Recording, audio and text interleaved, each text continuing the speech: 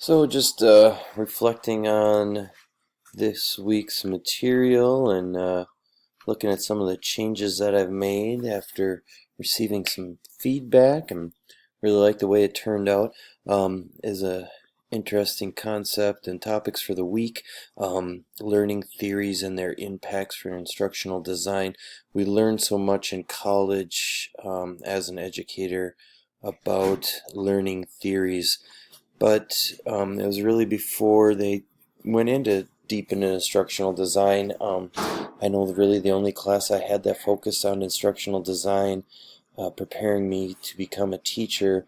I mean, we were still talking of things of overheads, and I think the main project was to create a PowerPoint, and it really was more just about the technology. It wasn't incorporating the theories into the technology and why one may work better for different styles, and what the theories really, how they impact um,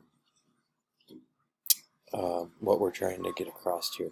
So making a chart to discuss this information was interesting, and a lot of information came up from college, but it was looked at under a different light now, which was interesting and enjoyable to make. So I kept, as you can see here, kept the title the same. That looked fine. Was pleased with that. Some of the suggestions that Cecil had provided me was recommending, so in this model on the left hand side of the screen, it's really dark, which is fine. It created great contrast like he had said for the text, but I mean, it's not like this is some dark deep conversation we're having. Understandable. So I made some changes to that, lightened it up, put some boxes behind, text still pops nicely, um, brightened it up a little bit, added a little bit more color to the conversation. It separates things a little bit more, gives me that 1, 2, 3, 1, 2, 3, the rule of 3 repetition there, which is nice. So that was one major change that I had in my design.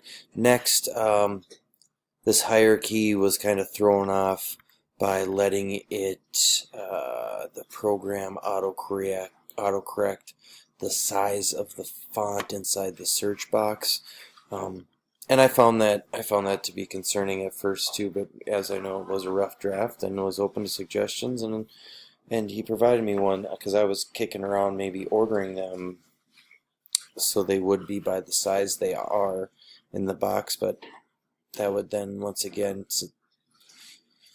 suggest to the viewer that there was some form of hierarchy, so I didn't really want to do that either. So by changing the order, putting all of the searches on the left, because that's the main topic, as Cecil had mentioned, you go from the middle, then to the left, then to the right. It's not exactly super fluid, so I did take his advice and move them all along the left hand side.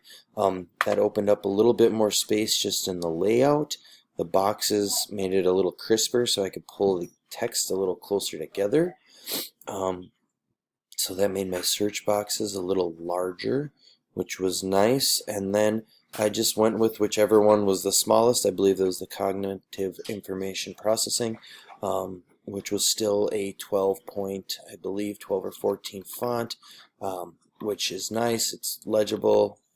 It looked good. So I used that and kept that uniform throughout. So now there is no real implications there.